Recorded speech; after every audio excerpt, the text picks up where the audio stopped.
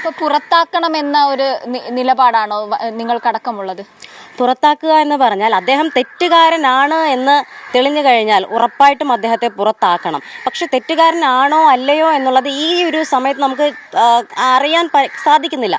ഒന്നുകിൽ അത് രാഹുൽ മാങ്കൂട്ടത്തിൽ തെറ്റുകാരനല്ല, എനിക്ക് പാർട്ടിയിൽ പ്രവർത്തിക്കണം എന്നുണ്ടെങ്കിൽ രാഹുൽ മാങ്കൂട്ടത്തിൽ അത് ഉറപ്പായി നിഷേധിക്കുക തന്നെ ചെയ്യണം. അത് അദ്ദേഹത്തിൻ്റെ ഉത്തരവാദിത്തമാണ്. അദ്ദേഹം തെറ്റുകാരനല്ല എന്ന് തെളിയിക്കുന്നത്. അല്ലാതെ വെറുതെ സോഷ്യൽ മീഡിയയിൽ വന്ന് രാഹുൽ വാഴ്ത്തപ്പെട്ടവനാണ് എന്ന് പറയുന്നതിൽ ഒരു സത്യം ഉണ്ടാവില്ലല്ലോ.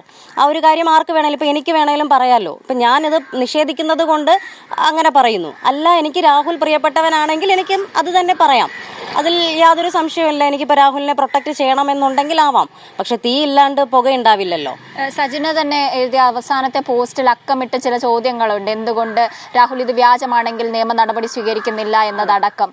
അപ്പോൾ ഈ നിങ്ങളുടെ നേതൃത്വത്തിനുള്ളിൽ തന്നെ സ്ത്രീകൾ ഇയാളിൽ നിന്ന് ഏതെങ്കിലും തരത്തിൽ ബുദ്ധിമുട്ട് നേരിട്ടതായി പരാതി ഉയർന്നിരുന്നോ? പരാതിയായിട്ടൊന്നും ഇതുവരെ ഒന്നും ഉയർന്നിട്ടില്ല.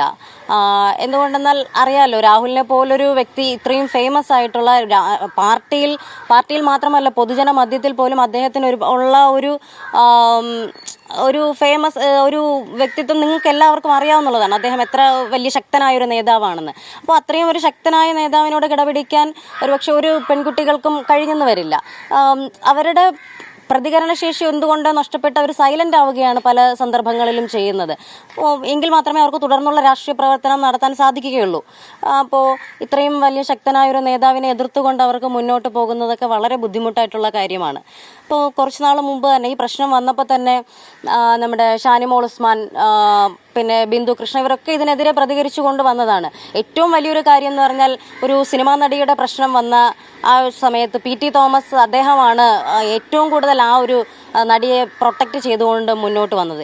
അദ്ദേഹത്തിൻ്റെ ഭാര്യ ശ്രീമതി ഉമാ തോമസ്, ആ മാഡം ഈ രാഹുൽ മാങ്കൂട്ടത്തിനെതിരെ പോസ്റ്റ് ഇട്ടപ്പോൾ അവർക്ക് പോലും ഏറ്റവും കൂടുതൽ സൈബർ അറ്റാക്കുകൾ ഉണ്ടായ ഒരു സമീപനമാണ് ഉണ്ടായിരിക്കുന്നത്.